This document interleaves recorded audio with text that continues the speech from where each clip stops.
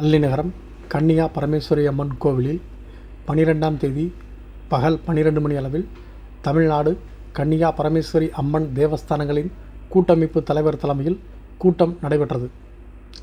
தேனி அருகே அல்லிநகரத்தில் உள்ள அருள்மிகு ஸ்ரீ கன்னிகா பரமேஸ்வரி அம்மன் மற்றும் ஜம்புகேஸ்வரர் உடனாய ஸ்ரீ அகிலாண்டேஸ்வரி அம்மன் கோவிலில் தமிழ்நாடு ஸ்ரீ கன்னிகா பரமேஸ்வரி அம்மன் தேவஸ்தானங்களின் கூட்டமைப்பு தலைவர் தலைமையில் கூட்டம் நடைபெற்றது.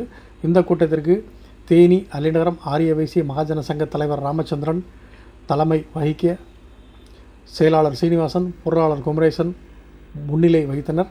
நிகழ்வில் தமிழ்நாடு ஸ்ரீ கன்னிகா பரமேஸ்வரி அம்மன் தேவஸ்தானங்களின் கூட்டமைப்பின் மாநில தலைவர் பொள்ளாச்சி சேதுபதி, நிர்வாக பொதுச் செயலாளர் பிரபு, செயல் பொதுச் செயலாளர் குமார், பொருளாளர் சுந்தர் ராகவன் உள்ளிட்டோர் சிறப்பு விருந்தினராக கலந்து கொண்டு ஆரிய வைசிய மகாஜன மக்களுக்கு பாத்தியப்பட்ட ஸ்ரீ கன்னிகா பரமேஸ்வரி அம்மன் தேவஸ்தானங்களில் கோயில்களில் மேற்கொள்ள வேண்டிய நடைமுறைகள் மற்றும் கோவில் முன்னேற்றத்திற்காக கூட்டமைப்பினர் செயல்படுத்தி வருகின்ற திட்டங்கள் குறித்து விளக்கமாக எடுத்துரைத்தனர்.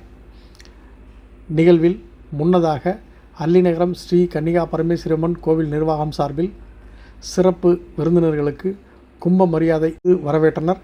இந்த நிகழ்வில் கோவில் நிர்வாகிகள் சரவணகுமார், நாககார்த்திக், முன்னாள் மாநில தலைவர் கோம்பை ராமசுப்பிரமணியம் மற்றும் தேனி அல்லிநகரம் ஆரிய வைசிய மகாஜன சங்க நிர்வாக குழு உறுப்பினர்கள் மற்றும் ஏராளமானோர் கலந்து கொண்டனர். இந்த நிகழ்வில் கலந்து கொண்ட அனைவருக்கும் கோவில் நிர்வாகம் சார்பில் பிரசாதம் வழங்கப்பட்டது.